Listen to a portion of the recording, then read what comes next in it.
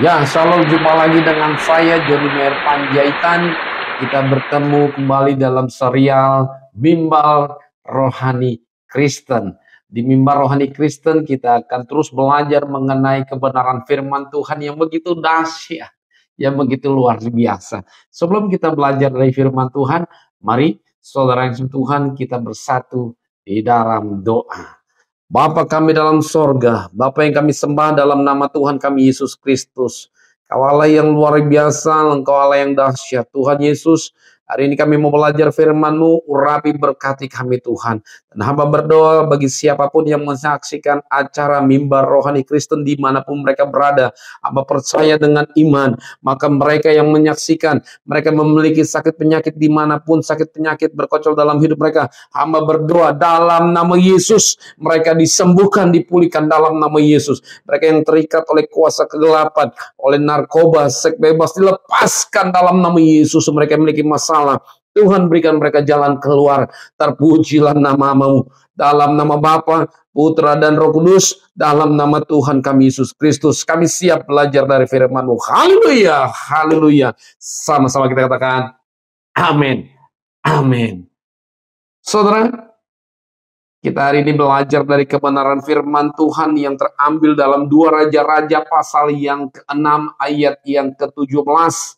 Tema kita pada kesempatan hari ini saya beri judul perlunya berdoa. Ya benar, saudara, kita perlu berdoa. Sebelum membahas hal ini, saya akan bacakan untuk kita. Mari sama-sama buka Alkitab saudara. Jika saudara ada Alkitab, buka Alkitab dalam 2 Raja-Raja 6 ayat yang ke-17. Jika saudara ada Alkipon, silakan buka handphone saudara dalam 2 Raja-Raja 6 ayat yang ke-17. Alkitab berkata kepada kita, lalu berdoalah Elisa, ya Tuhan, bukalah kiranya matanya supaya ia melihat. Maka Tuhan membuka mata bujang itu sehingga ia melihat. Tampaklah gunung itu penuh dengan kuda dan kereta berapi sekeliling Elisa. Saudara, Alkitab berkata kepada kita, lalu berdoalah Elisa. Kisah ini mengisahkan mengenai waktu Aram sedang bermusuhan dengan Israel. Diceritakan bahwa tentara Aram selalu diperdaya oleh tentara Israel. Setiap kali tentara Aram mengubah posisi penyergapannya, tentara Israel tidak lewat di mana mereka akan disergap oleh tentara Aram. Wow. Begitu teruslah yang terjadi. Lama-lama Raja Aram pun curiga, pasti ada yang membocorkan rencana penyergapan mereka. Jangan-jangan ada pengkhianat di antara pasukannya.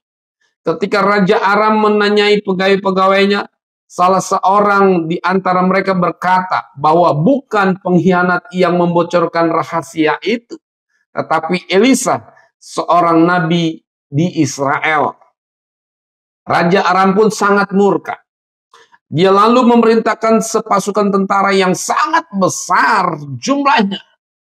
Sangat besar, sangat banyak. Beserta kuda dan keretanya, untuk mengepung Dotan. Elisa dan pelayannya tinggal di situ. Pasukan ini lalu pergi malam-malam untuk mengepung kota di mana Elisa dan bujangnya ada di situ. Sangat mengerikan saudara. Karena jumlahnya yang sangat banyak, tidak ada celah yang bisa digunakan Elisa untuk meloloskan diri dari kepungan mereka. Saudara bayangin.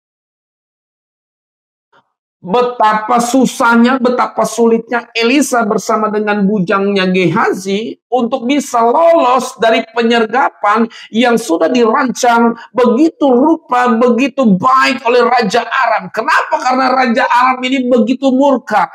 Apa yang dia katakan Elisa mengetahui. Bahkan Elisa membocorkan kepada orang-orang Israel sehingga orang Israel tidak kena yang namanya perangkap daripada orang-orang Aram. Nah inilah yang membuat sangat kecewa, sangat marah Raja Aram.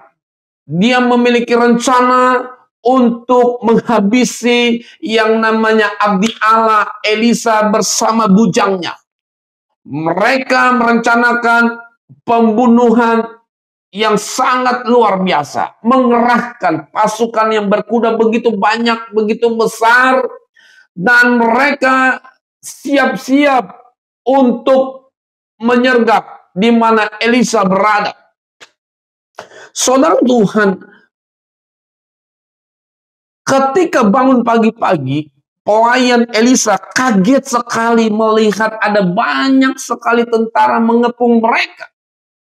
Dia berkata kepada Elisa, "Celaka tuanku, apakah yang akan kita perbuat?" Saudara Tuhan, bujang Elisa ini merasa kaget. Baru bangun pagi-pagi, lalu melihat ada sesuatu yang menurut dia bahwa sangat luar biasa. Dia berteriak, "Celaka tuanku, apakah yang akan kita perbuat?" Dalam kalkulasi banyak orang, Elisa sudah tamat riwayatnya. Pasti tamat. Tidak ada kemungkinan untuk meloloskan diri. Orang sangat luar biasa.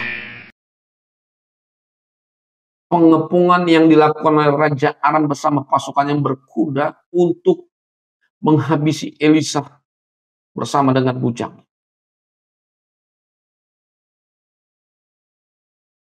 Di sini Elisa bersama dengan bujangnya membutuhkan yang namanya mujizat daripada Tuhan. Setiap orang di dunia pasti menginginkan adanya mujizat yang datang dari atas. Banyak contoh misalnya orang yang sakit keras dan hampir tidak bisa disembuhkan. Sudah mencapai kanker stadium lanjut, selalu mengharapkan mujizat terjadi dalam hidupnya. Di sisi lain, seseorang yang kondisi ekonominya hampir bangkrut berharap ada mujizat dari Tuhan dan ekonomi kembali pulih. Seseorang yang keluarganya broken home juga menginginkan adanya mujizat yang nyata dalam kehidupan keluarga mereka. Semua hal tersebut dapat terjadi jika kita berdoa kepada Sang Penguasa di bumi dan di sorga yang namanya adalah Yesus Kristus, Sang Penguasa di bumi dan di sorga. Yesus Kristus namanya. Saudara yang Tuhan, kita harus percaya bahwa Yesus sanggup melakukan yang namanya mujizat. Sekalipun tidak ada jalan bagi kita ataupun tidak ada harapan bagi kita untuk berharap sesuatu akan terjadi atau mujizat akan terjadi, tetapi kita harus tetap berharap. Maka pengharapan yang kita harapkan akan terrealisasi tepat pada waktu Tuhan. Yang menjadi pertanyaan bagi kita adalah mengapa berdoa itu sangat diperlukan dalam setiap keadaan, kondisi, atau situasi yang tidak memungkinkan bagi kita. Ya, doa itu sangat perlu. Sekali lagi saya katakan, doa itu sangat perlu. Kita perlu berdoa walaupun situasi kondisi tidak memungkinkan kita untuk bisa melihat yang namanya karya Allah yang akan Tuhan lakukan. Tetaplah berdoa kepada Yesus Kristus. Yang pertama saya pelajari, dengan doa kita bisa mengalahkan yang namanya rasa takut. Saya percaya Elisa adalah seorang pendoa. Ketika dia mendengar kabar daripada bujangnya, karena memang Elisa seorang pendoa, maka ketika dia mendengar kabar itu, maka rasa takut bisa dia hilangkan. Kenapa? Karena dia percaya Tuhan itu lebih besar daripada rasa takut. Tuhan itu lebih besar daripada situasi atau kondisi yang dia dengar atau dia lihat, sekalipun musuh-musuhnya mengepung mereka, sekalipun mereka banyak jumlahnya sudah dikelilingi, sekalipun tidak ada jalan untuk bisa meloloskan diri, tetapi Elisa bisa mengalahkan rasa takut ini. Luar biasa, saudara. Mungkin kita berkata, Pak Pendeta, bagaimana dengan saya? Umur saya sudah divonis oleh dokter tinggal 5 tahun, 15 tahun. Dengar baik. Jika saudara berdoa kepada Tuhan dan hidup dalam kebenaran, meninggalkan hal-hal yang jahat, saya percaya Tuhan akan memberikan bonus lagi, sehingga kita bisa menikmati karya Allah dalam dunia ini. Sehingga kita bisa menikmati berkat-berkat Tuhan yang luar biasa. Hilangkan rasa takut dengan berdoa kepada Dia. Saya percaya jika kita berdoa kepada Dia, kepada Sang Penguasa, maka rasa takut yang ada dalam diri kita, yang menggerogoti hidup kita. Kita merasa bahwa kanker ini, tumor ini sangat menggerogoti hidup kita. Benar, tapi percayalah kepada Tuhan. Dia memiliki yang namanya mujizat. Dia akan memberikan mujizat bagi kita. Yang pertama, kita harus kuat di dalam Tuhan. Hilangkan rasa takut dengan doa kepada Sang Penguasa Yesus Kristus namanya.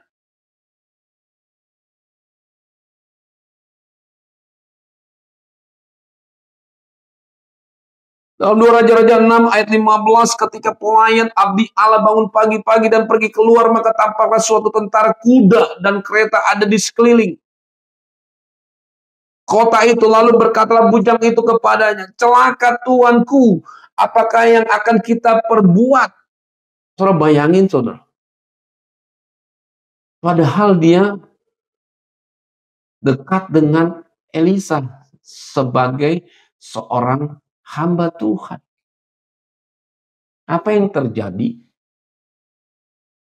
Dia memiliki yang namanya rasa takut yang begitu melebihi kepercayaan dia kepada Tuhan. Terkadang kita juga seperti itu. Apa yang kita lihat, apa yang kita saksikan, itu langsung menggerogoti pikiran kita. Dan kita seakan-akan tidak bisa yang namanya percaya bahwa Tuhan bisa melakukan kuasanya, bisa melakukan mujizatnya.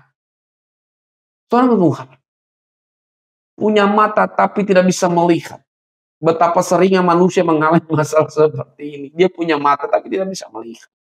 Cobalah kalau kita mengemudi di jalan raya tanpa menggunakan mata dengan baik, meleng sedikit, resikonya bisa bahaya. Iya, mata adalah organ tubuh yang sangat penting bagi kita. Tidak saja mata jasmani yang penting, tetapi mata rohani pun jelas harus mampu melihat dengan jelas. Ini yang perlu kita garis bawahi. Tidak saja mata jasmani yang penting, tetapi mata rohani pun jelas harus mampu melihat dengan jelas. Tanpa itu, niscaya kita akan kesulitan dalam menjalani hidup dengan benar. Tanpa mata rohani, kita akan sulit menjalani kehidupan ini dengan benar. Kita yang ada rasa takut, khawatir, lalu kita berkata celaka, hal-hal yang negatif yang keluar dari mulut kita. Bukan hal-hal yang positif, tetapi hal-hal yang menakutkan. Sehingga akhirnya kita menjadi orang yang paranoid, orang yang benar-benar ketakutan sungguh sangat luar biasa. Mungkin kita bisa kategorikan orang ini kurang berdoa dan memahami Allah. Hidup akan terus diliputi ketidakpastian, kecemasan, kekhawatiran, dan sebagainya. Kita hanya akan penuh dengan ketakutan karena tidak mampu melihat apapun lewat iman kita. Jadi kita tidak bisa melihat sesuatu atau apapun dengan iman kita. Karena apa? Kita sudah tertutup dengan yang namanya rasa takut terlebih dahulu. Saudara, itulah yang terjadi dalam kehidupan Gehazi. Dari kisah ini kita bisa melihat 3 jenis mata iman. Kita belajar mengenai mata iman. Yaitu dari orang Aram, Gehazi sang bujang, dan mata iman Elisa. Saya mengutip dari orang yang mengatakan seperti ini. Kemampuan mata dari orang Aram menggambarkan tipikal orang bebal yang buta total, sama sekali tidak tahu apa yang terjadi di depan mereka. Tipikal orang Aram tidak akan mampu melihat apa yang terjadi di depannya. Di bawah menuju kebinasaan pun mereka tidak tahu. Lihatlah bagaimana butanya mata mereka sehingga tidak sadar ketika disesatkan oleh Elisa, seperti yang bisa kita baca dalam ayat 18 sampai ayat yang ke-20. Alkitab berkata kepada kita, ketika orang-orang Arab itu turun mendatangi dia, berdoalah Elisa kepada Tuhan. Padahal orang Arab itu punya misi daripada Raja Arab untuk menangkap yang namanya Elisa. Tetapi Alkitab berkata kepada kita, ketika orang-orang Arab itu turun mendatangi dia, sudah berjumpa dengan Elisa, lalu Elisa berdoa kepada Tuhan. Doanya mengatakan seperti ini, butakanlah kiranya mata orang-orang ini, maka dibutakanlah mata mereka, sesuai dengan doa Elisa. Ayat 19 berkata, kemudian berkatalah Elisa kepada mereka, bukan ini jalannya dan bukan ini kotanya. Ikutlah aku, maka aku akan mengantarkan kamu kepada orang yang kamu cari. Lalu diantarkanlah mereka ke Samaria. Saudara bayangin, ada mata tapi tidak bisa melihat. Padahal yang di depan mereka itu adalah Elisa yang harus mereka tangkap dan mereka bawa kepada Raja Aram. Tetapi apa yang terjadi? Mereka itu buta matanya, tidak bisa melihat. Oleh karena itu, maka Elisa menghantarkan mereka ke daerah Samaria. Ayat 20. Segera sesudah mereka sampai ke Samaria, berkatalah Elisa, ya Tuhan, bukalah mata orang-orang ini supaya mereka melihat. Lalu Tuhan membuka mata mereka sehingga mereka melihat, dan heran, mereka ada di tengah-tengah Samaria. Padahal mereka tadi ada di Dotan, sekarang mereka ada di tengah-tengah seorang Samaria. Apa yang terjadi, saudara Tuhan? Kemampuan mata dari orang-orang Arab menggambarkan tipikal orang-orang yang bebal, orang-orang yang buta total, orang-orang yang tidak mengetahui tentang Tuhan, orang-orang yang tidak dekat dengan Tuhan, orang-orang yang tidak mau berdoa kepada Tuhan, orang-orang yang tidak mengandalkan Tuhan dalam hidupnya. Seakan-akan itu Tuhan dikesampingkan, seakan-akan Tuhan dinomorduakan, sehingga dia tidak bisa yang namanya melihat kuasa dan mujizat Tuhan yang ada di dalam kehidupan mereka. Mereka berpikir bahwa masalah ini, seakan-akan Tuhan tidak bisa menjawab, Tuhan tidak bisa mengerjakan segala kesulitan mereka. Padahal di balik masalah ada yang namanya kuasa Tuhan. Ketika kita berdoa kepada Dia,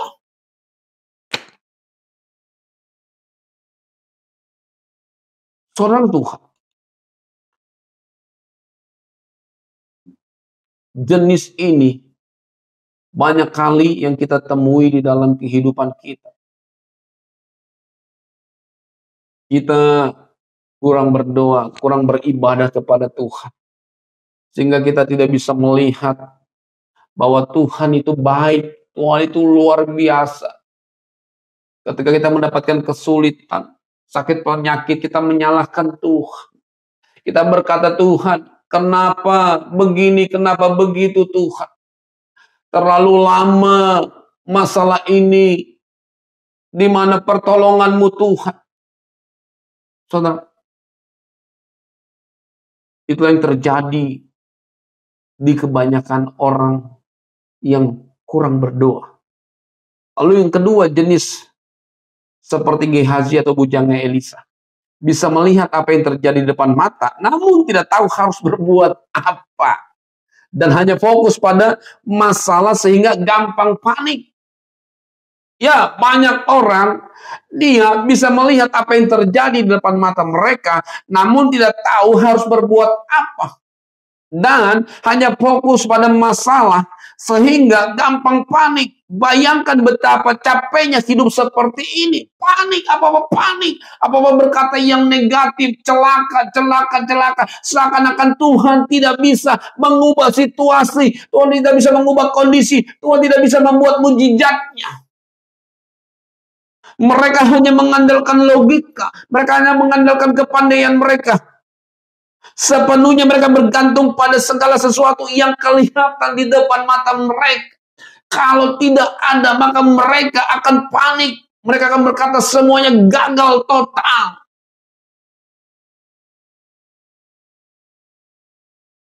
Mata rohaninya tidak berfungsi dengan baik. Sehingga berbagai keadaan masih begitu gampang membuat panik. Saudara, kita perlu memiliki mata rohani yang berfungsi dengan baik. Ya, kalau kita memiliki mata rohani yang berfungsi dengan baik, maka kita akan berkata kepada setiap masalah bahwa Tuhan pasti mampu memberikan jalan keluar bagi kita. Dan kita tidak akan fokus kepada masalah itu, tapi kita fokus kepada Tuhan, Sang Pemberi jalan keluar, Sang Pemberi yang namanya mujizatnya. Ya, jika orang seperti tipikal Gehazi, mudah panik, tidak fokus sama Tuhan. Saudara, kita perlu fokus sama Tuhan. Walaupun ada masalah, mungkin hari ini saudara mengalami permasalahan dalam rumah tangga. Jangan fokus kepada masalah, tapi fokuslah kepada Tuhan Sang Empunya segalanya. Mungkin hari ini suami saudara berselingkuh, entah kemana. Saudara, kita mendengar, menyaksikan, atau mendengar berita dari orang lain berkata, oh nggak mungkin lagi bisa ditolong suamimu, nggak mungkin lagi, nggak mungkin, sudah tinggalkan saudara dengan baik. Pemberitaan-pemberitaan itu bisa membuat kita semakin panik, kita semakin galau, semakin kita bisa mengambil jalan pintas. Fokus sama Tuhan. Saya percaya ketika kita fokus sama Tuhan, maka Tuhan akan fokus dengan kita. Dan Tuhan akan melakukan mujizatnya. Dan karya Tuhan akan dinyatakan dalam kehidupan kita tepat pada waktu itu. Tepat pada waktu Tuhan akan dinyatakan mujizatnya. Bukan waktu kita. Saudara, saya percaya, ya saudara terus berdoa. Berdoa minta pertolongan daripada Tuhan untuk menjamah dimanapun suami saudara berada. Saya percaya ketika tepat pada waktu Tuhan, maka Tuhan akan menjamah dan dia akan berkata kepada Tuhan, Tuhan ampuni segala dosa dan kesalahan. Banyak kali orang-orang yang bersaksi, yang mengatakan dia sudah lama puluhan tahun ditinggal oleh suaminya. Tapi ketika dia berdoa, maka Tuhan menjawab doanya. Ya, jangan salahkan Tuhan. Jangan salahkan orang-orang di sekitar kita. Jangan salahkan kondisi keadaan. Kenapa begini, kenapa. No. Fokus sama Tuhan. Fokus sama Tuhan. Milikilah mata rohani yang baik. Ketika kita memiliki mata rohani yang baik, maka iman kita bisa bertumbuh, iman kita bisa kuat menghadapi keadaan situasi. Dan kita akan berdoa kepada Dia. Dan kita bisa berdoa berjumpa dengan Tuhan. Tentunya, kita juga bisa beraktivitas normal dengan baik. Saya yakin percaya jika saudara tetap fokus sama Tuhan, andalkan Tuhan. Alkitab berkata jika orang yang mengandalkan Tuhan akan diberkati, akan ditolong Tuhan. Tapi kalau kita mengandalkan keadaan kita, mengandalkan harta kita, mengandalkan apa yang kita punya, Alkitab berkata kita akan dikutuk oleh Tuhan. Artinya kita nggak mampu, kita nggak akan bisa. Tapi Tuhan Alfa dan Omega, Dia akan menolong kita. Dia akan mengerahkan malaikatnya. Dia akan mengerahkan mujizatnya bagi saudara dan saya. Ya, yakinlah. Percayalah. Tuhan itu besar. Tuhan itu ajaib. Tuhan tidak akan pernah meninggalkan umat-umatnya. Tuhan tidak akan membiarkan umat-umatnya berjalan sendirian.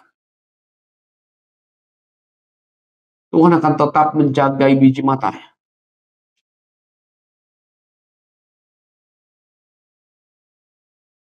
Perhatikan perkataan daripada Gehazi. Celaka tuanku, apa yang akan kita perbuat? Gehazi pun dikisahkan merasa panik, ketakutan, dan langsung berlari kepada Elisa. Jenis mata seperti Gehazi inilah yang dimiliki oleh banyak orang percaya. Mereka seperti halnya Gehazi hanya bisa melihat apa yang terjadi di depan mata mereka.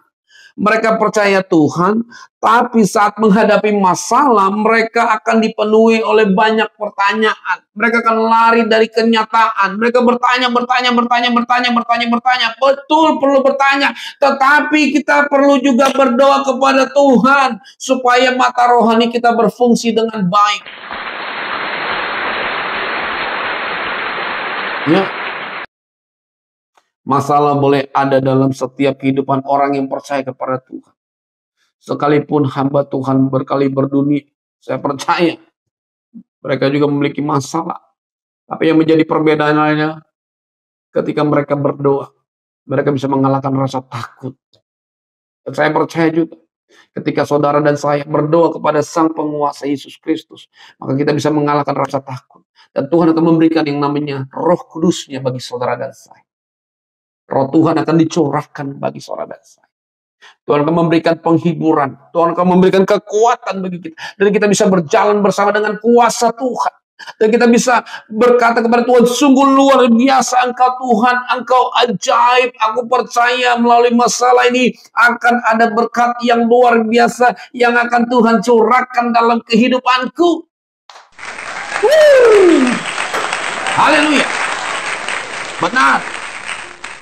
Tuhan akan memberikan yang namanya Roh-Nya dalam kehidupan kita. Ketika kita berdoa, maka Tuhan akan mencurahkan kuasa-Nya sehingga kita bisa berjalan di tengah permasalahan kita. Dan kita tidak takut lagi, kita tidak bingung lagi, kita tidak ragu lagi kepada Tuhan. Tapi kita tetap semakin percaya kepada Tuhan, semakin dekat kepada Tuhan, semakin lengket kepada Tuhan, semakin percaya di balik masalah ada pertolongan Tuhan yang luar biasa. Ya, kita perlu memiliki yang namanya kuasa Tuhan dalam kehidupan kita. Roh Kudus harus ada di setiap kehidupan orang yang percaya kepada Dia.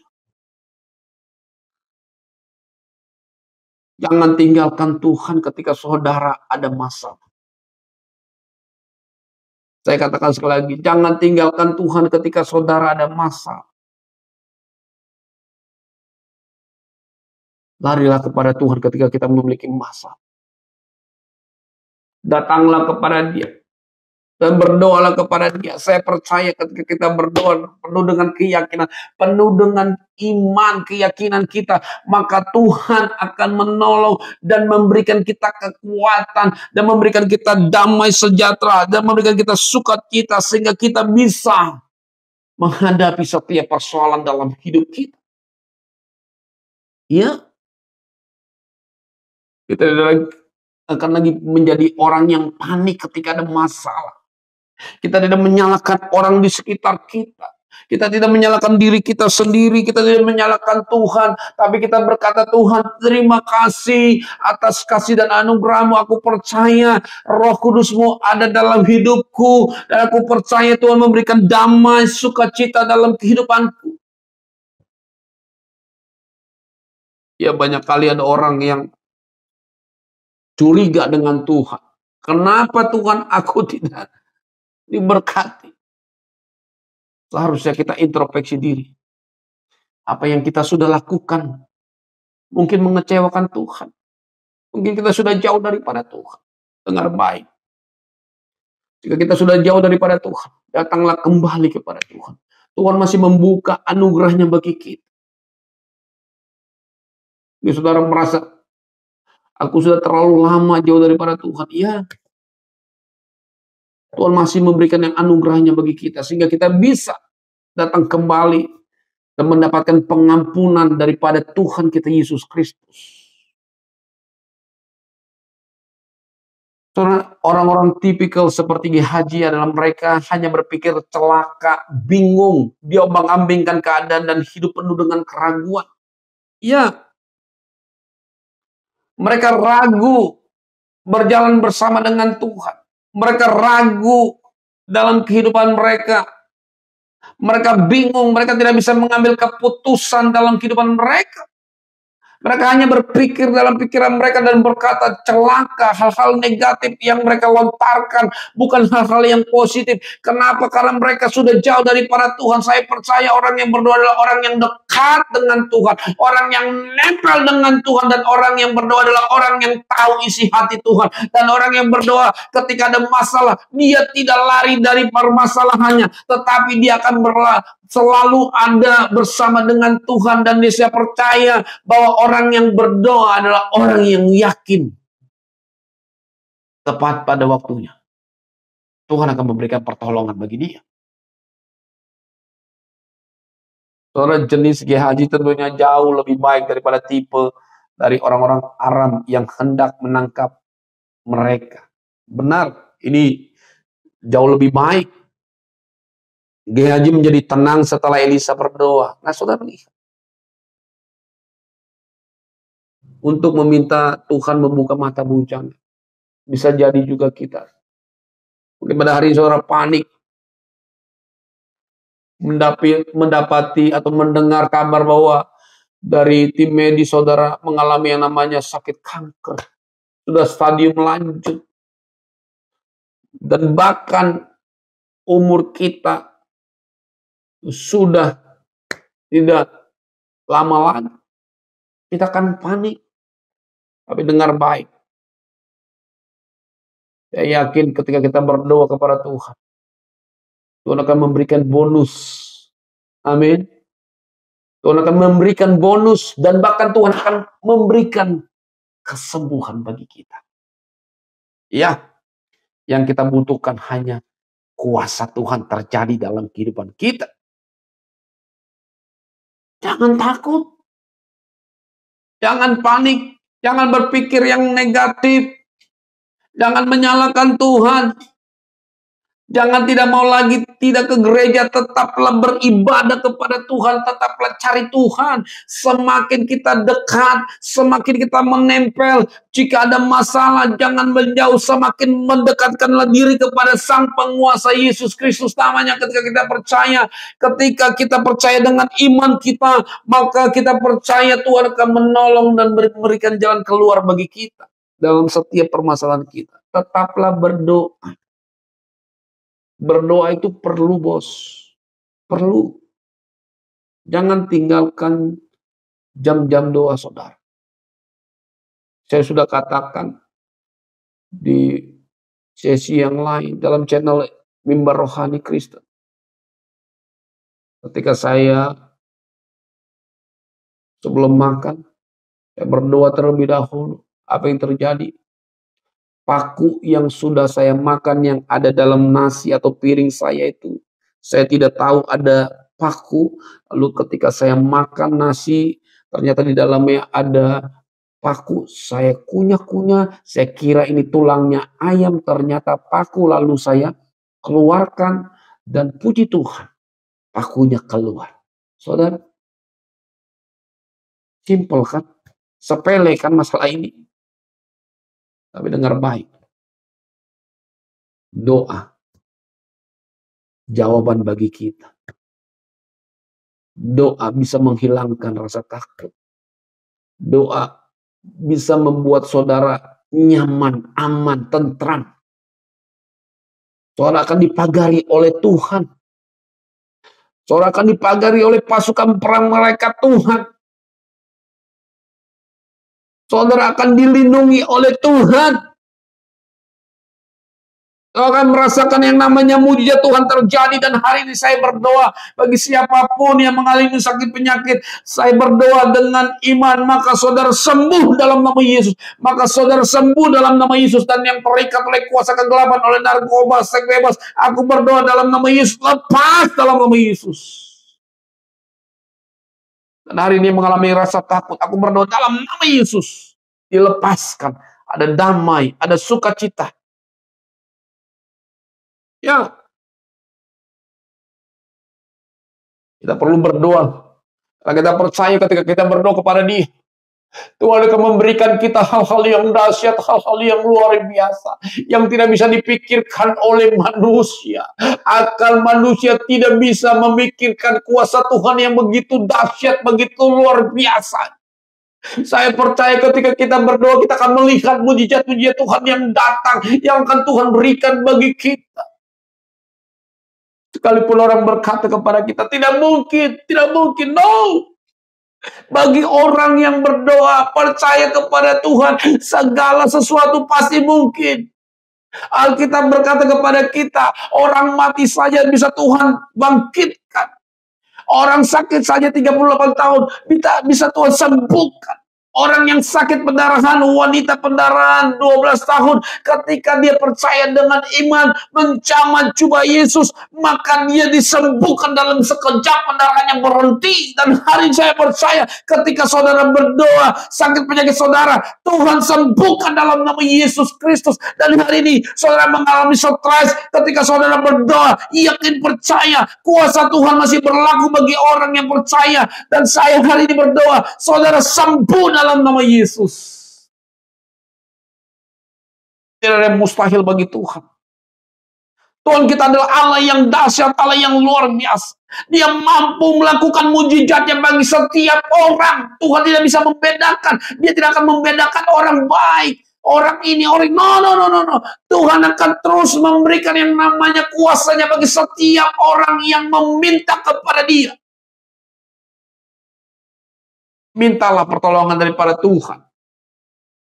Dengar baik, hari ini mungkin saudara terlibat narkoba. Saudara udah puluhan tahun, dengar baik. Di channel-channel saya sudah cerita dulu, saya juga terlibat dengan narkoba. Tapi ketika mama saya berdoa, saya dilepaskan. Dan hari ini mungkin saudara punya anak yang terlibat dengan narkoba. Dengar baik, saudara tetap berdoa sama Tuhan. Tetap berdoa sama Tuhan. Tepat pada waktu Tuhan akan menjamah dan mengubahnya dan menjadi alat bagi kerajaan Tuhan. Dengar baik, saudara.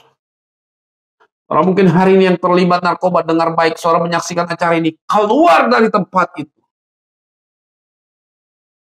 Pergi. Beribadah. Dan meminta pertolongan daripada Tuhan. Saya percaya hari ini, ketika saudara belajar dari firman Tuhan, saudara akan merasakan hal-hal yang dahsyat, yang luar biasa, yang akan Tuhan berikan bagi kita.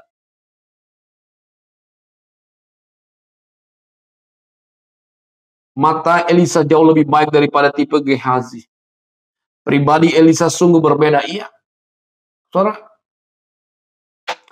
Elisa bukan tipe hamba Tuhan yang biasa. Bukan hanya tipe hamba Tuhan yang berdiri di dua kaki. Kadang baik, kadang jahat. No. Kadang dia berbuat A, berbuat B. No. Elisa adalah tipe hamba Tuhan yang hidupnya sungguh-sungguh di dalam Tuhan. Dia mau mendedikasikan hidupnya kepada Tuhan. Dia pribadi yang sungguh-sungguh luar biasa mendedikasikan hidupnya kepada Tuhan. Berbeda dengan tipe Gehazi. Tipe Elisa adalah mampu melihat apa yang tidak dapat dilihat orang. Luar biasa. Kenapa? Karena Tuhan mengasihinya. Saudara, kita perlu seperti tipe Elisa ini. Mampu melihat apa yang tidak dapat dilihat orang. Itulah tipe Elisa. Orang yang memiliki tipikal Elisa mampu melihat Tuhan dan tahu bahwa Tuhan jauh lebih besar dari masalah. Iya. Walaupun kita memiliki masalah yang besar, ketika kita mendapatkan tipe seperti Elisa, kita akan berkata bahwa Tuhan lebih besar dari setiap permasalahan yang ada di dalam kehidupanku. Ya, Tuhan itu besar. Tuhan itu dahsyat, luar biasa. Tuhan mampu melakukan yang namanya mujizat bagi orang yang percaya kepada Dia. Dan saya percaya, Elisa adalah tipe orang yang berjalan dengan kuasa Tuhan.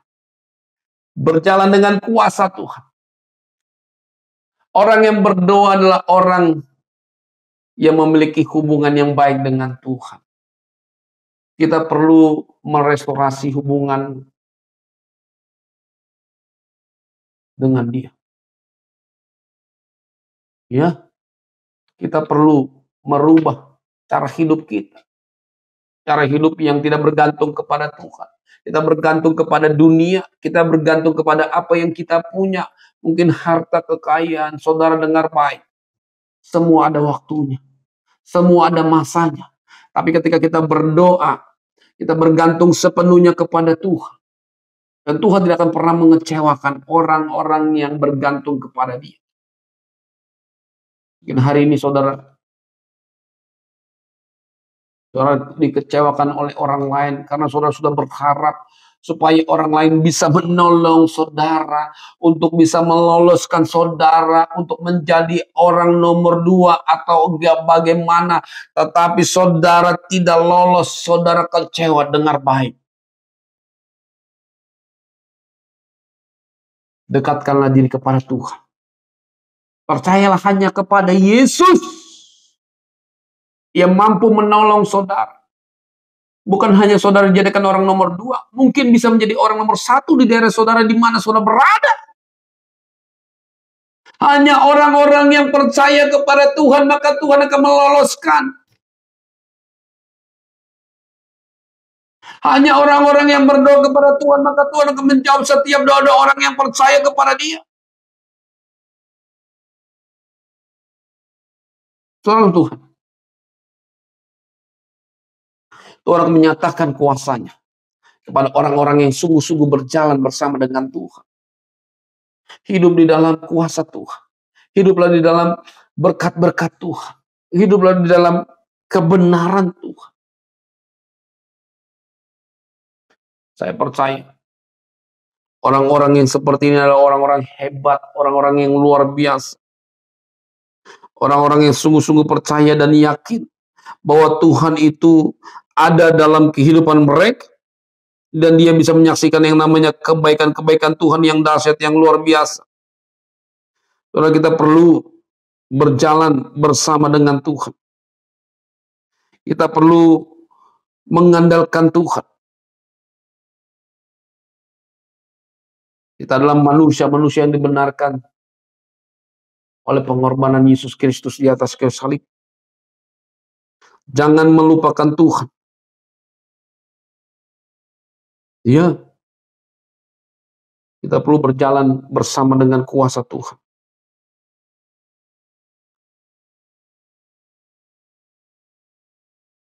Jawabnya, jangan takut sebab lebih banyak yang menyertai kita daripada yang menyertai mereka. Di ayat 16, mata iman Elisa berfungsi dengan baik. Ia tidak panik meski keadaan kasat mata sama sekali tidak kondusif. Ia tahu bahwa Tuhan ada bersamanya dan akan melindunginya. Dan mata imannya sanggup melihat hal itu. Elisa tahu dan benar apa yang dilihat oleh Gehazi bujangnya, bahwa di sekeliling tempat di mana mereka tinggal ada tentara-tentara Aram yang sudah mengepung mereka. Secara kasat mata benar mereka ada. Mereka begitu banyak. Elisa sangat mengetahui hal itu. Tetapi Elisa lebih tahu lagi bahwa Tuhan pasti akan menurunkan malaikatnya lebih banyak daripada tentara-tentara Aram. Ya, tipikal orang yang memiliki mata iman, walaupun musuhnya banyak, tetapi dia bisa melihat bahwa pasukan perang malaikat Tuhan itu lebih banyak daripada musuhnya, sehingga musuh-musuhnya bisa dikalahkan oleh pasukan perang malaikat Tuhan yang begitu banyak. Mungkin ada saudara hari ini dimusuhi, saudara dibully. Dengar baik, saudara tidak sendiri, tapi ada Tuhan dan pasukan perang malaikatnya yang akan menolong kehidupan saudara. Jangan ragukan kuasa Tuhan. Jangan percaya kepada dunia, percayalah kepada Tuhan. Kalau kita lawan kekuatan dunia dengan kekuatan kita, tentu kita akan kalah. Tapi kalau kita lawan kekuatan dunia dengan kekuatan Tuhan yang tidak terbatas, maka kita akan menjumpai kemenangan-kemenangan yang luar biasa. Haleluya. Ya, mujizat Tuhan akan dinyatakan bagi setiap orang yang percaya kepada Dia.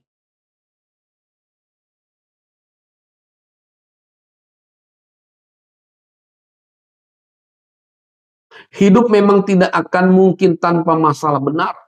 Masalah akan senantiasa ada dalam perjalanan kehidupan kita. Iya, setiap hari, bahkan setiap menit kita akan menjumpai masalah-masalah dalam kehidupan kita. Baik dalam pekerjaan, dalam pelayanan, dalam usaha bisnis, karir, dalam rumah tangga, dalam hal-hal apapun kita akan menjumpai setiap masalah. Selama kita masih ada dalam dunia ini dan masih hidup dan masih diberikan napas oleh Tuhan, memiliki masalah. Tapi ingatlah bahwa ada Tuhan yang menyertai kita. Dia adalah Immanuel yang selalu menyertai kehidupan kita, dan Tuhan jauh lebih besar dari segala pergumulan yang kita hadapi. Ingat bahwa Tuhan itu jauh lebih besar dari segala pergumulan yang kita hadapi. Kita harus terus melatih diri kita untuk melibatkan Tuhan dan berdoa dalam setiap aspek kehidupan kita. Karena hanya dengan hidup bersama dengannya dan berdoa kepadanya, kita akan mampu menghadapi masalah dengan ketenangan. Bukan dengan kepanikan, bukan dengan keraguan-raguan tentang Tuhan. Tetapi dengan ketenangan kita bisa menghadapi permasalahan kita. Jika saudara memiliki masalah, tetaplah kuat di dalam Tuhan. Dekatkanlah diri kita kepada Dia. Jangan menjauh daripada Tuhan. Bahkan lupa. Bahkan lari daripada kenyataan. Banyak anak-anak Tuhan yang seperti itu. Tidak mau lagi beribadah. Tidak mau lagi melayani Tuhan. Saudara, apa bedanya kita dengan orang dunia? Jika kita memiliki masalah dalam hidup kita. Tipikal Elisa, dia tidak lari dari permasalahan dia. Dia percaya hanya Tuhanlah yang bisa menolong. Hanyalah Tuhan yang bisa mengeluarkan dari setiap permasalahannya. Hanyalah Tuhan yang bisa meloloskan dari sergapan musuh. Mungkin kita bisa bertanya gini, bagaimana Tuhan caranya? Gini begitu. Enggak, jangan ngatur Tuhan. Kebanyakan kita ngatur Tuhan dalam setiap permasalahan kita. Now, ketika kita sudah berdoa, maka Tuhan akan memberikan hikmat bagi kita apa yang harus kita lakukan.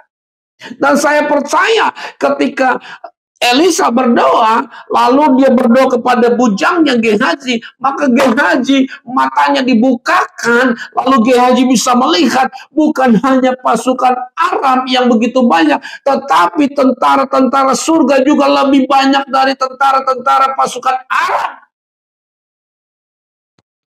Kalau secara kekuatan manusia, Elisa tidak bisa membuka mata daripada bujangnya. Tetapi dengan kekuatan doa dan beriman, maka bujangnya bisa melihat seperti yang dilihat oleh Elisa. Saudara, saya percaya juga, jika saudara berdoa, maka saudara bisa mengimpartasikan iman saudara kepada rekan saudara, kepada keluarga saudara, sehingga mereka bisa berjalan bersama beriringan dengan kuasa Tuhan. Dan orang-orang yang hidupnya setengah-setengah daripada Tuhan, yang hidup setengah-setengah di dalam Tuhan. Lalu ketika saudara memiliki iman, berdiri tegak, maka saudara bisa mengimpartasikan kepada lingkungan saudara untuk cinta kepada Tuhan. Ya, kita perlu menjadi garam. Kita perlu menjadi terang. Kita perlu mempresentasikan hal-hal yang baik untuk nama Tuhan dipermuliakan. Ya. Elisa tidak berpikir bagaimana caranya. Elisa tidak bingung, Elisa tidak panik. No. Elisa dengan tenang, dia berkata, mari kudoakan kamu. Mungkin begitu ceritanya. Jika didoakan apa yang terjadi? Mata daripada bujangnya ini terbuka. Dan dia bisa menyaksikan bahwa ada pasukan perang malaikat Tuhan. Di sekeliling di mana mereka berada. Begitu banyak, begitu luar biasa. Jadi saya yakin orang yang berdoa kepada Tuhan, dia itu bisa mengimpartasikan kepada lingkungan di sekitarnya. Kita harus terus melatih diri kita untuk melibatkan Tuhan dan berdoa dalam setiap aspek kehidupan kita. Karena hanya dengan hidup bersama dengan Tuhan dan berdoa kepada Tuhan, kita akan mampu menghadapi masalah dengan ketenangan. Betul. Kalau kita tidak dekat Tuhan dan tidak berdoa, maka ketika ada masalah kita tidak tenang. Apalagi saudara misalkan saudara mikirin utang. Aduh, tapi saya percaya Tuhan akan memberikan jalan keluar. Tuhan akan memberkati kehidupan kita. Segala perkara dapat kutanggung di dalam Dia yang memberi kekuatan kepadaku. Dan dalam Filipi 4 ayat 13, iya, Alkitab mencatat segala perkara dapat kutanggung di dalam Yesus ketika kita berdoa, kita berjalan bersama dengan Tuhan. Dan Tuhan akan memberikan kita kekuatan untuk bisa menghadapi setiap permasalahan. Tuhan akan memberikan kedamaian, ketenangan, sehingga kita bisa berkata bahwa Tuhan lebih besar dari setiap permasalahan yang kita hadapi. Kita tidak lari dari permasalahan, tapi kita tetap bisa berdiri tegak dan berkata bahwa Tuhan, Engkau dahsyat, luar biasa, dan aku percaya di balik masalah ada jalan keluar yang akan Tuhan berikan bagi kita.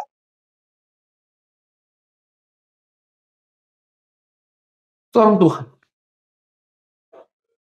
Alkitab berkata kepada kita bahwa ketika kita berdoa kepada Tuhan, maka Tuhan akan memberikan kita kekuatan. Jika kita masih berada pada fase seperti Gehazi, berdoalah seperti Elisa. Bukalah kiranya matanya supaya ia melihat. Ini sejalan dengan Mazmur 119 ayat 18, di mana Daud berkata, singkapkanlah mataku supaya aku memandang keajaiban-keajaiban dari Tauratmu. Artinya bahwa Daud berkata kepada Tuhan supaya Tuhan menyingkapkan matanya supaya bisa memandang yang namanya keajaiban-keajaiban daripada Taurat Tuhan, daripada kuasa Tuhan. Artinya saudara dan saya, kita juga bisa berdoa kepada Tuhan jika kita ada masalah. Tuhan, bukakanlah mata kita sehingga kita bisa melihat di balik masalah ada kuasa Tuhan, ada mujizat Tuhan yang akan Tuhan berikan bagi kita. Bukan yang namanya ketika ada masalah kita lari daripada Tuhan, kita menjauh dari Tuhan, bahkan kita tidak mau lagi beribadah kepada Tuhan. Tetapi dengar baik, ketika ada masalah kita tetap cari Tuhan, kita harus tetap dekat dengan Tuhan, dan kita percaya di balik semuanya itu ada rencana Tuhan yang begitu dahsyat, begitu luar biasa. Sehingga nama Tuhan dipermuliakan. Seorang Tuhan, Roh Kudus siap menyingkapkan segala sesuatu bagi setiap orang yang percaya kepada Dia. Roh Kudus akan menyingkapkan segala sesuatu kepada orang-orang yang dekat kepada Dia. Dan saya percaya ketika Roh Kudus menyingkapkan segala sesuatu, dan kita akan berkata, Tuhan, sungguh Engkau dahsyat, luar biasa, Engkau besar. Roh Kudus juga akan memberi kita hikmat untuk mengetahui rencana Tuhan dalam kehidupan kita. Dia akan memberikan kita hikmat. Harus apa yang kita perbuat ketika kita menghadapi permasalahan kita. Lalu Roh Kudus juga akan memungkinkan kita melihat dengan jelas lewat mata iman. Dan karenanya kita tidak perlu khawatir dalam menjalani hari depan. Karena kita percaya hari depan ada di dalam tangan Tuhan.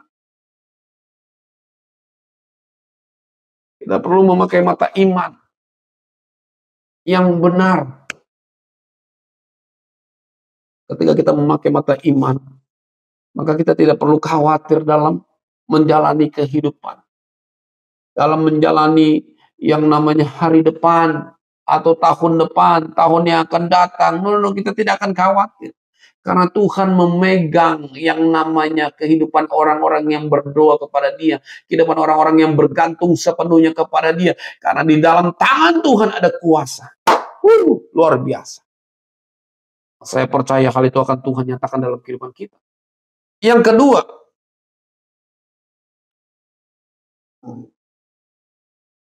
mengapa berdoa itu sangat diperlukan dalam setiap keadaan? Yang pertama, dengan doa kita bisa mengalahkan yang namanya rasa takut. Yang kedua, dengan doa kita bisa mengalahkan kejahatan dengan kebaikan. Luar biasa. Bukan hanya rasa takut yang akan kita kalahkan ketika kita berdoa, tetapi dengan doa kita juga bisa mengalahkan yang namanya kejahatan dengan kebaikan. Luar biasa. Kita lihat ayat ini. Tetapi jawabnya, jangan, kata Elisa, biasakah kau bunuh yang kau tawan dengan pedangmu dan dengan panahmu? Tetapi hidangkanlah makanan. Wah, luar biasa tuh. Hidangkanlah makanan dan minuman di depan mereka, yaitu tentara-tentara Aram. Suruh makan, minum, dikasih makanan, minuman yang lezat, supaya mereka bisa makan dan minum, lalu pulang kepada Tuhan mereka. Sudah dikasih makan, sudah dikasih minum, lalu suruh pulang lagi. Waduh, luar biasa. Ayat 23 berkata, disediakanlah bagi mereka jamuan. Wah, itu makan besar, jamuan yang besar. Wah, luar biasa. Mungkin pada saat itu tentara-tentaranya tidak pernah makan yang besar. Dikasih makanan yang besar, maka makan dan minumlah mereka. Sesudah itu dibiarkanlah mereka pulang kepada Tuhan mereka. Nah, sejak saat itu tidak ada lagi gerombolan-gerombolan Arab memasuki negeri Israel. Saudara, ini merupakan hal yang sangat luar biasa. Sudah dikasih makan dan minum, dijamu makanan yang begitu luar biasanya enak. Lalu dibiarkan mereka pulang. Saya percaya kalau secara akal manusia itu nggak bisa kita bisa terima hal tersebut. Kenapa? Karena mereka itu adalah tentara-tentara Arab yang akan memusnahkan Elisa. Yang akan menghabisi Elisa. Tetapi Elisa malah membalas dengan kebaikan. Saudara, secara ilmu manusia, ilmu apapun, ini sangat bertentangan. Musuh dikasih makan, dikasih minum, lalu dibiarkan pulang. Nggak mungkin terjadi. Yang ada, musuh itu dihabisi, benar. Kebanyakan manusia, kejahatan dilawan dengan kejahatan. Tetapi rumus daripada Tuhan, kejahatan dibalas dengan kebaikan. Itulah yang ada ketika kita berdoa kepada Tuhan. Maka kejahatan akan kita bisa kalahkan dengan kebaikan yang daripada Tuhan. Nah, hal ini bisa kita dapatkan ketika kita berdoa kepada Tuhan. Hal itu tidak bisa kita dapatkan dalam dunia. Dunia, kejahatan, rumusnya harus dibalas dengan kejahatan. Tetapi sorga, ketika kita berdoa, maka sorga akan menurunkan yang namanya kebaikan-kebaikan yang tidak bisa kita pikirkan secara pikiran manusia, yang melampaui akal manusia. Sehingga kita bisa membalas dengan kebaikan. Sungguh luar biasa Allah.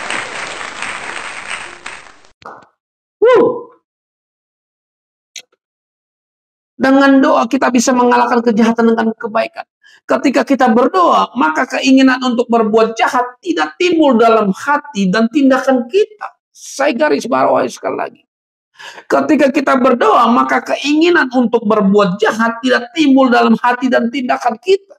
Yang timbul dalam hati dan tindakan justru adalah memberkati orang lain, bahkan musuh sekalipun. Wah, luar biasa.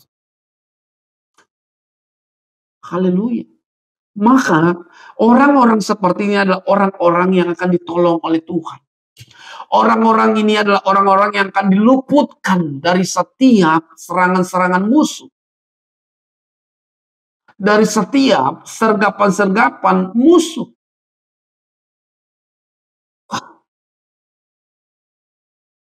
Sangat luar biasa. Rumus yang dipakai oleh Elisa zaman dulu sudah ada.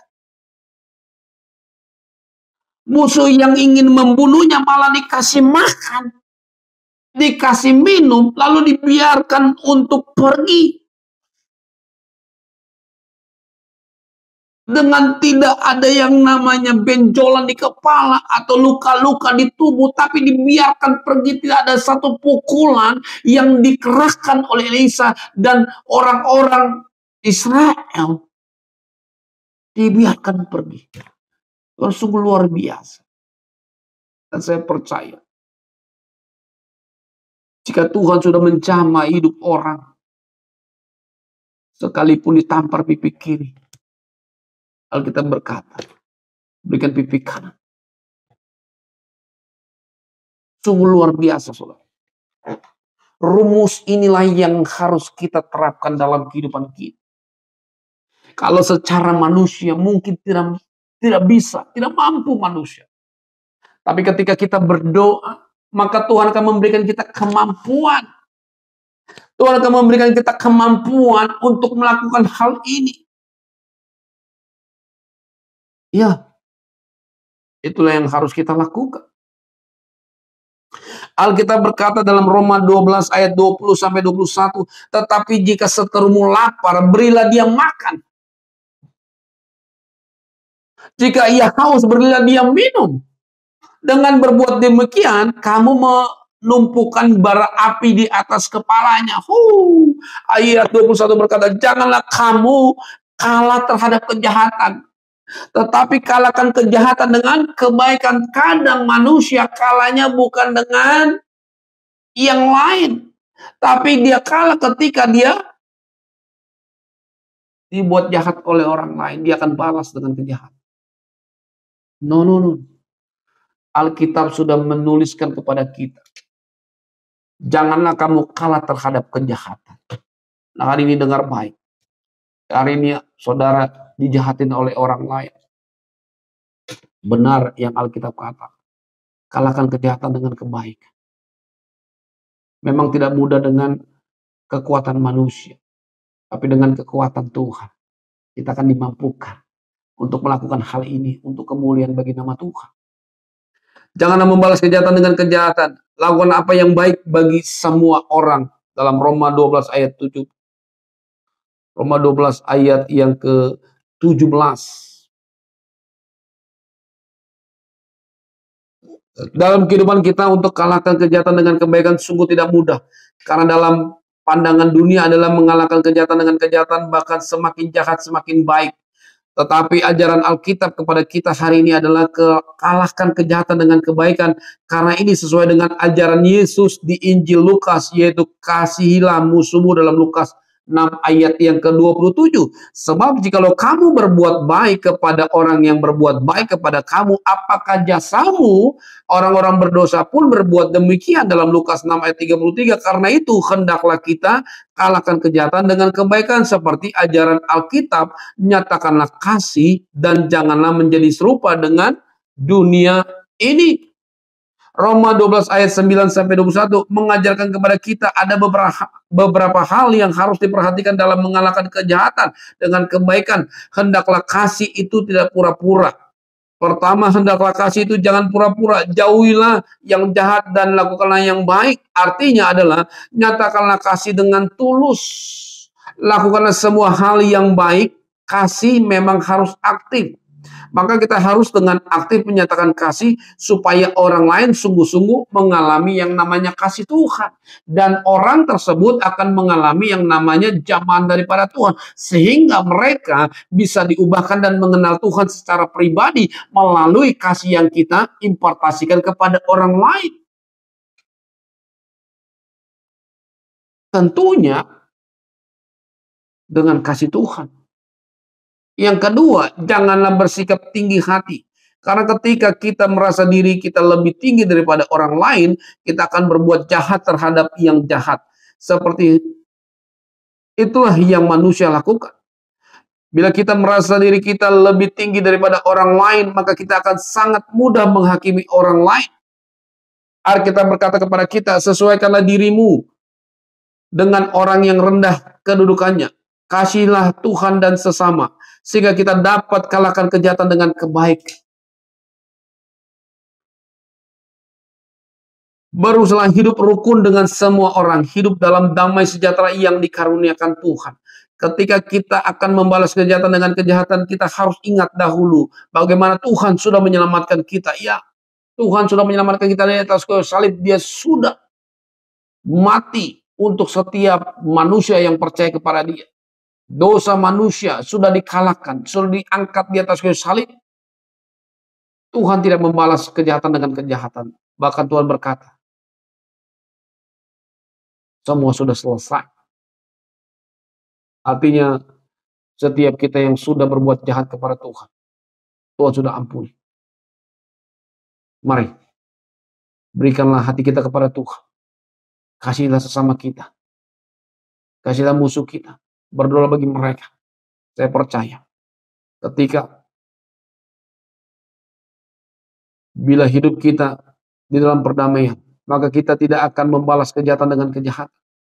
Jadi melalui ketiga poin ini kita akan mengalahkan kejahatan dengan kebaikan dan mendapatkan upah dari Bapa kita dalam kerajaan surga. Proses di atas tidak semudah membalikan telapak tangan, tetapi itu butuh waktu yang lama. Seperti Yusuf melalui waktu yang cukup lama, ia baru belajar bagaimana mengalahkan kejahatan dengan kebaikan dan berbuat baik kepada saudaranya. Pada akhirnya ia menyaksikan bahwa Tuhan dapat membantunya untuk kalahkan kejahatan dengan kebaikan. Karena kita berkata bahwa memang kamu telah mereka-reka yang jahat terhadap aku, tetapi Allah telah mereka-rekakannya untuk kebaikan dengan maksud melakukan seperti yang terjadi sekarang ini, yakni memelihara hidup suatu bangsa yang besar dalam Kejadian 50 ayat 20. Kiranya Tuhan memberkati setiap kita yang menyaksikan program atau channel Mimbar Rohani Kristen, dan Tuhan akan menyatakan hidup kita dengan mengalahkan kejahatan dengan kebaikan. Mari kita bersatu dalam doa. Amin. Bapa kami dalam surga, Bapa yang kami sembah dalam nama Tuhan kami Yesus Kristus, puji dan syukur Tuhan kami nyatakan ke dalam hadirat-Mu Tuhan. Kami bersyukur sudah belajar dari kebenaran firman-Mu Tuhan. Oh, firman-Mu yang mengajarkan kepada kami, ketika kami berdoa, maka kami bisa mengalahkan rasa takut dalam kehidupan kami. Jika saudara hari ini mengalami rasa takut, taruh tangan kiri saudara di dada saudara, angkat tangan kanan saudara. Yang kedua, kami percaya ketika kami berdoa, kami bisa mengalahkan yang namanya kejahatan dengan kebaikan.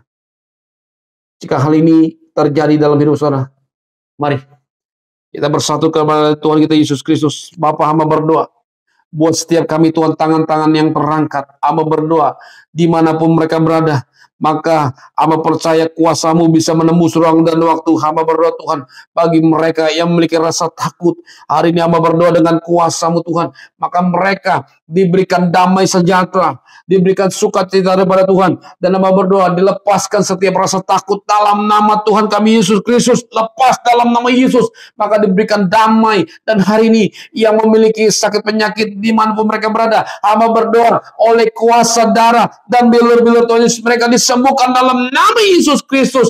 Dan hari ini Tuhan hamba berdoa bagi mereka juga Tuhan yang ingin membalas dendam kepada keluarga mereka, kepada rekan mereka. Hari ini aku berdoa rasa dendam dilepaskan dalam nama Yesus. Akar pahit sakit hati lepas dalam nama Yesus oleh kuasa-Mu Tuhan. Mereka diberikan damai, mereka diberikan sukacita. Dan hamba berdoa Tuhan, maka mereka diliputi oleh kuasa-Mu Tuhan. Dalam nama Yesus, terima kasih Bapa. Berserahkan setiap doa kami Tuhan ke dalam tangan-Mu. Dalam nama Bapa, Putra dan Roh Kudus, dalam nama Tuhan Yesus, kami selalu berdoa mengucap syukur. Haleluya. Sama-sama kita katakan amin. Terima kasih saudara sudah menyaksikan channel ini. Biarlah melalui channel ini nama Tuhan dipermuliakan dan banyak jiwa-jiwa yang dimenangkan bagi hormat kemuliaan bagi nama Tuhan. Shalom. Tuhan Yesus memberkati. Amin.